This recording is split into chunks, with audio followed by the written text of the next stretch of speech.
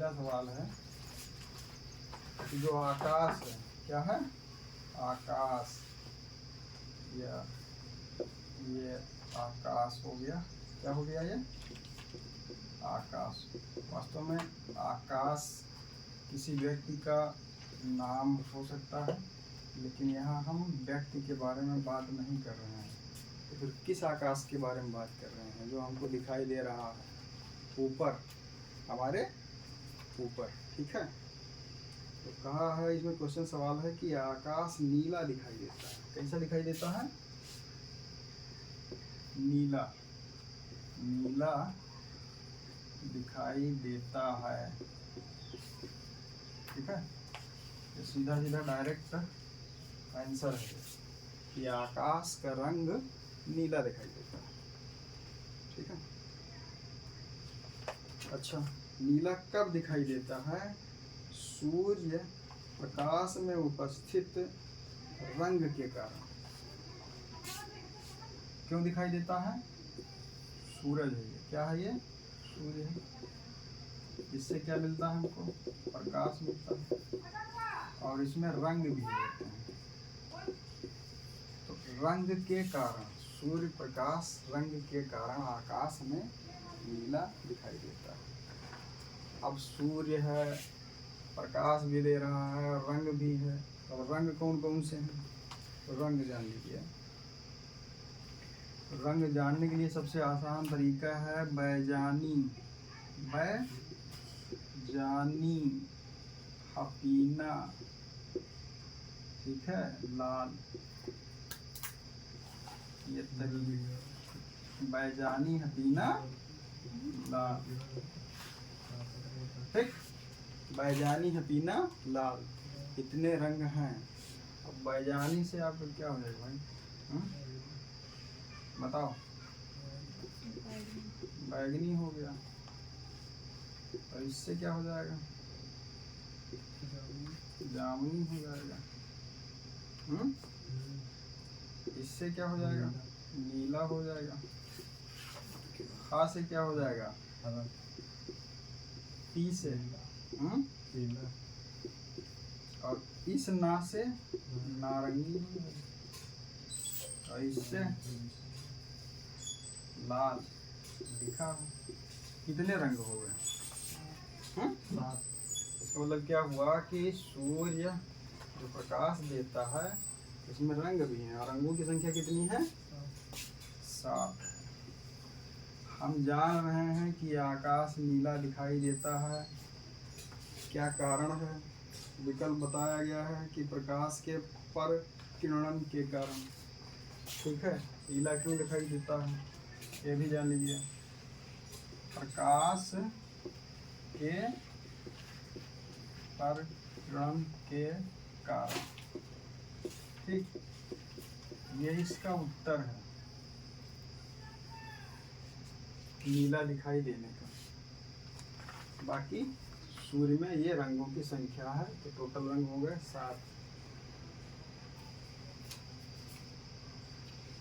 अब सर्वाधिक कम तरंगदैर्घ्य वाले नीले रंग के परिकिरण के कारण नीला दिखाई देता है। यानी सबसे सबसे कम तरंगदैर्घ्य किसकी है? किस रंग की? नीले रंग की। सबसे कम तरंगदैर्घ्य के कारण, ठीक है।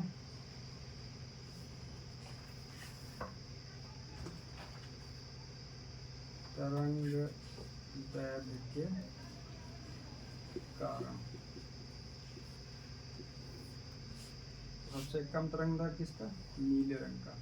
यही कारण है कि आकाश में नीला दिखाई देता है।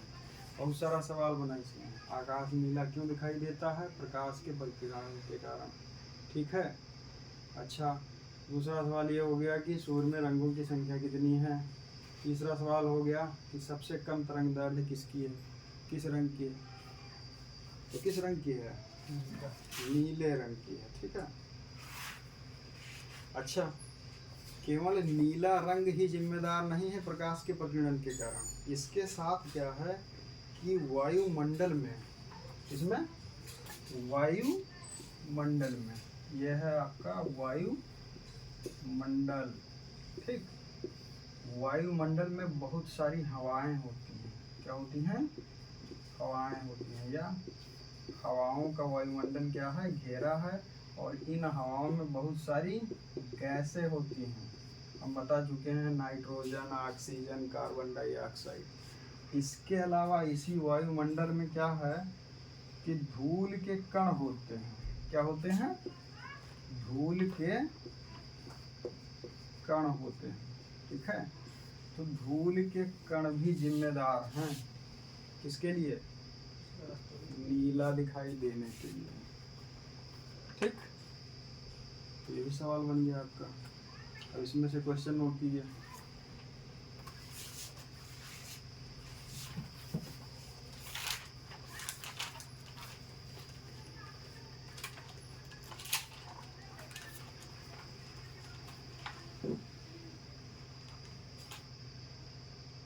आकाश नीला क्यों दिखाई देता है?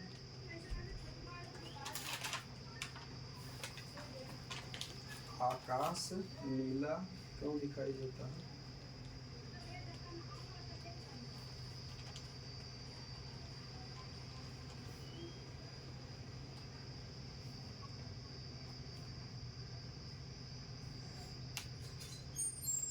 इसका उत्तर हो जाएगा प्रकाश के परिकिरण के कारण हो जाएगा। ठीक है, दूसरा क्वेश्चन लिखो।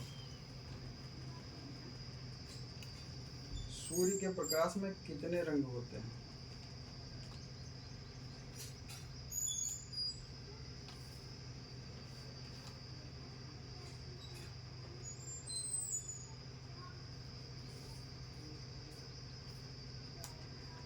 कितने रंग होते हैं? 7 रंग। ठीक, अगला क्वेश्चन लिखिए।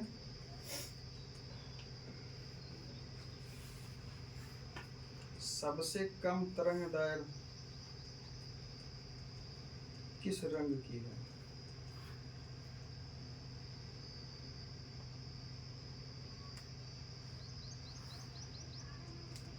इसका आंसर हो जाएगा नीला।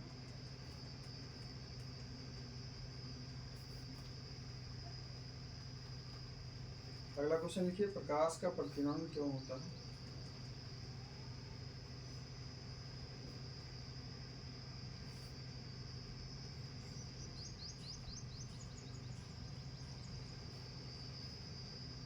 तो इसका उत्तर हो जाएगा, थोड़ा लंबा है, इसका आंसर लिख लीजिए कि सूर्य प्रकाश में उपस्थित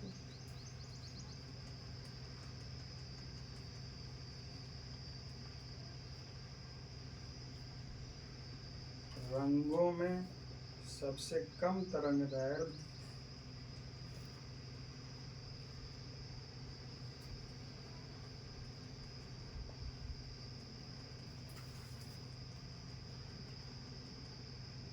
नीले रंग के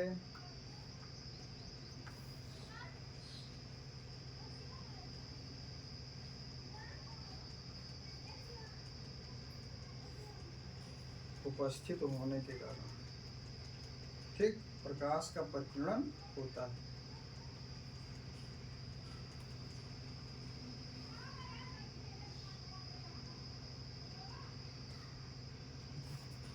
अगला क्वेश्चन है, प्रकाश प्रकीर्णन की घटना में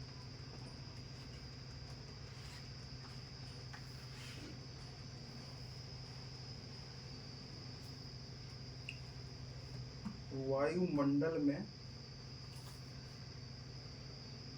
फिर से लिखो, प्रकाश प्रकीर्णन की घटना में वायुमंडल में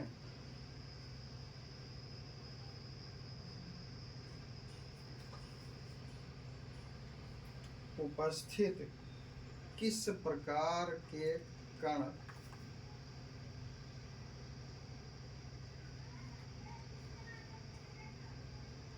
सहायक होते हैं?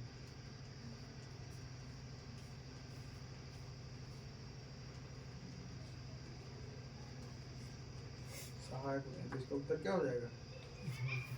धूल के कण। ठीक है, कितना क्वेश्चन हो गया था। बाकी बैजानी हबीना लाल ना भूलो, बस रंग याद रही। ठीक है, डस्टर ला, डस्टर ला।